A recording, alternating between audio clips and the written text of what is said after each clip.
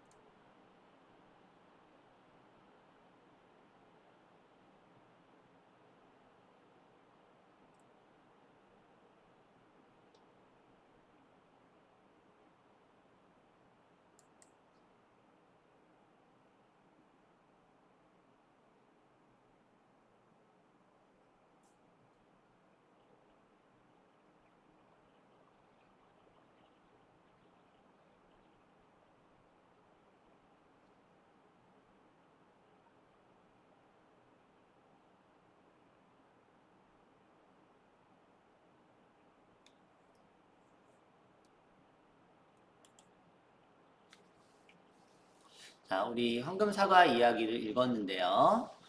같이 한번 고민해 보도록 할게요. 황금사과 이야기를 읽고 사건의 흐름을 정리를 할 때 우리가 생각해야 될 점이 세 가지가 있어요. 첫 번째는 순서와 순서, 앞의 순서와 뒤의 순서에는 인과관계, 인과관계란 원인과 결과를 말하는 겁니다. 그래서 앞에 사건이 원인이 되어서 뒤에 사건이 벌어졌다. 이런 인과관계가 성립이 돼야만 흐름이 자연스럽게 이어지는데, 그것이 바로 자연스러운 연결이에요. 즉 여기서 말하는 자연스러운 연결은 앞에서 얘기한 1번에서 말했던 것처럼 원인과 결과의 관계, 자연스럽게 연결됐느냐, 앞의 상황과 뒤의 상황이 동떨어져 있지 않도록 자연스럽게 연결된 구조가 돼야 된다는 거고요. 마지막으로는 있을 수 있는 이야기, 즉 어느 정도 벌어질 수 있는 이야기여야 된다는 거예요. 좀 허무맹랑하고 지나치게 폭력적이고 잔인하고 이런 것들은 우리가 상상하는 게 아니라 그냥 그건 망상입니다. 그래서 우리는 상상이기 때문에 인과관계가 필요하고 자연스러움이 필요해요. 그래서 현실적으로 벌어질 수 있는 일들 안에서 고민을 하는 것이 좀 더 바람직합니다. 무작정 상상하는 것은 바람직하지 못해요. 자, 그래서 우리가 이러한 자연스러운 연결에 따라서 흐름을 정리를 해보면 2번은 나와 있죠. 두 동네 사람들은 담까지 높게 쌓았는데 담을 세운 까닭을 잊고 미워하는 마음만 남았어요. 자, 그렇다면 이 앞에는 담을 쌓게 된 이유가 나올 거예요. 담을 쌓게 된 이유. 첫 번째 이유는 여러분들 잘 알겠지만 황금사과입니다. 황금사과가 열렸는데 황금사과가 열렸다고 담이 쌓인 건 아니잖아요. 열렸는데 사람들이 황금사과를 두고 다툼이 벌어지고 담을 쌓기 시작한 거죠. 그런데 그 담이 점점 높게 쌓아진 거고 결국은 나중에는 담을 세운 까닭을 잊고 미워하는 마음만 남게 됐다는 거죠. 그래서 1번에서는 두 동네 한가운데에 있는 사과나무에 황금사과나무가 열렸고 두 동네 사람들이 황금사과를 가지겠다고 땅바닥에 금을 긋고 그것이 다툼으로 벌어졌다. 이것이 첫 번째입니다. 자, 이제 서로 미움만 남았어요. 그러고 나서 괴물이 나오죠. 네, 맞습니다. 그래서 미워하는 마음으로 인해서 사람들이 시작이 됐고요. 이렇게 오랜 시간이 지난 다음 다 잊어버렸는데 어느 날 한 꼬마가 엄마에게 담 너머에 뭐가 사냐 이거 물어보자 엄마가 괴물이 사니까 조심하라고. 그러니까 그냥 원래는 저 담 너머에 이웃 마을이 사는데 다 잊어버린 거예요. 너무 오랫동안 안 보다 보니 그래서 괴물이라고 둘러댄 거죠. 그리고 네 번째는 꼬마 아이가 공을 지우려고 담 쪽으로 갔다가 담에 있는 문을 열자 그곳에 있는 아이들이 즐겁게 놀고 있었다라는 장면이 마지막에 소개가 되고 있습니다. 그래서 1번과 2번 사이에는 명확하게 인과관계가 성립이 되고 2번에서 3번으로 올 때는 시간이 좀 충분히 흘렀기 때문에 좀 자연스러운 연결을 위해서 잊어버렸던 사람들은 다 빼고 새로운 아이가 등장을 하는 겁니다.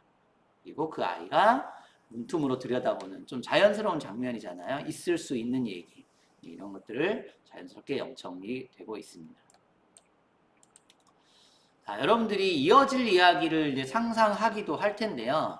이야기를 꾸며낼 때는 있을 수 있는 이야기 그리고 그 이야기의 앞의 이야기와 인과관계, 원인과 결과가 있는 이야기를 상상하셔야 되고 허무맹랑한 이야기, 앞뒤 없는 얘기를 말하는 거예요. 갑자기 뭐 없었던 게 등장하고 있었던 게 갑자기 사라지는 거, 그다음 지나치게 폭력적인 얘기 이런 것들은 상상하지 않도록 주의를 해주시기 바랍니다.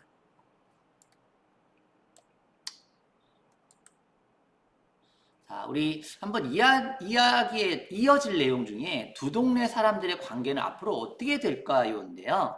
다시 한번 선생님이 얘기하지만 허무맹랑한 얘기, 지나치게 폭력적인 얘기 하시면 안 되거든요. 뭐 예를 들어서 두 동네 사람들의 관계는 어떻게 될까 했는데 물어봤더니 뭐 옆 동네 사람들이 그 옆에 담 너머에 있는 사람들을 다 죽여버렸어요. 안 돼요. 너무 폭력적이잖아요. 그다음 뭐 슈퍼맨이 나타나서 담을 부숴버렸어요. 안 돼요. 왜 안 되겠어요? 너무 허무맹랑하죠. 실제로 이 이야기와 자연스럽게 연결되려면 이 이야기의 흐름이 어디로 가고 있는지를 보셔야 돼요. 자, 제일 중요한 힌트가 뭐냐? 아이가 담 너머 뚫린 구멍으로 놀고 있는 아이들을 봤다. 엄마는 괴물이 산다고 그랬는데 아이가 본 것은 괴물이 아니라 아이들이에요. 그렇다면 이 글에서 좀 더 자연스럽게 가려면 그 아이가 뭔가 행동을 하고 그 행동이 옆마을 아이들과 연결이 될 것 같은 생각이 들지 않으세요? 그래서 선생님은 결론을 한번 이렇게 상상해 보았습니다. 문을 연 꼬마 아이와 담 너머 아이들이 서로 친해지고 같이 공놀이를 하고 친해지고 그로 인해서 옆에 엄마 마을에 괴물이 아니에요. 그 아이들은 괴물 아이들이 아니에요. 이렇게 대답을 하고 마을 사람들이 서로의 오해를 풀고 황금사과를 나눠 가지며 사이좋게 지내게 될 것이다. 이렇게 상상을 좀 하면 좀 자연스럽지 않을까 생각을 해봤습니다. 물론 이제 부정적인 상상도 가능은 합니다. 실제로 문을 연 꼬마가 담 너머 아이들과 또 오해가 생겨서 담이 더 높아지게 됐다. 이렇게 될 수도 있겠죠. 하지만 이 이야기의 결론은 특별히 정해져 있지는 않아요. 그러나 허무맹랑하거나 또 아니면 너무 폭력적인 얘기는 좋은 상상이 되지 못한다는 거 꼭 기억하세요. 자, 그럼 우리 마지막으로 인물의 말과 행동을 통해서 나의 생각과 느낌을 한번 써볼 텐데요. 일단 인물의 말과 행동을 찾아야 되겠죠. 그러려면 좀 인상적인 거, 기억에 남는 말이나 행동을 먼저 찾아보시고 그리고 나서 그 인물이 어떤 상황에서 이런 말을 했을까? 어떤 상황에서 이런 행동을 했을까? 생각을 해보셔야 할 테고요. 끝으로 사건이 어떤 상황인지, 이 사건의 전체적인 상황이 어떤 상황인지 알아보시면 조금 더 자연스러운 답이 나올 것 같습니다. 선생님은 그래서 한번 이렇게 정리를 해봤어요. 여기 나오는 이제 사람들, 마을 사람들이죠. 마을 사람들을 떠올렸는데 그 마을 사람들이 한 것 중에서 황금 사과를 가지려고 담을 쌓고 금을 긋고 울타리를 치는 장면 나오거든요. 아, 그게 선생님은 왜 좀 인상적이었냐면 사실 그렇게 좀 다투는 게 별로 보기 좋지 않아서 그랬던 것 같아요. 선생님은 서로 얘기하면 사이좋게 살았을 텐데 좀 아쉽다. 나도 친구들과 좀 사이좋게 지내야 되겠다라는 생각을 해봤어요. 사실 황금 사과는 매년 열리잖아요. 다투지만 않으면 또 사과가 잘 자라면 황금 사과 매일 열리니까 계속해서 매년 새로운 사과를 통해서 좀 서로 이익도 나눌 수 있을 텐데 다투는 과정이 좀 안타깝다는 생각이 좀 들었습니다. 여러분도 인상적인 말이나 행동들 찾아서 한번 정리해 보시기 바랍니다. 그리고 글 속에서 인상적인 말이나 행동을 떠올리고 전달해준 상상해서 써보는 것은 오늘 한 번 더 해보시고요. 우리 마지막으로 교과서 60회에서 61쪽까지 활동 마무리해 주시기 바라요. 교과서 활동은 등교 수업 시에 담임 선생님께서 꼭 확인하신다는 거 잊지 마시고 반드시 꼼꼼하게 기록해 주시기 바랍니다. 오늘 수업 마치겠습니다. 모두 안녕.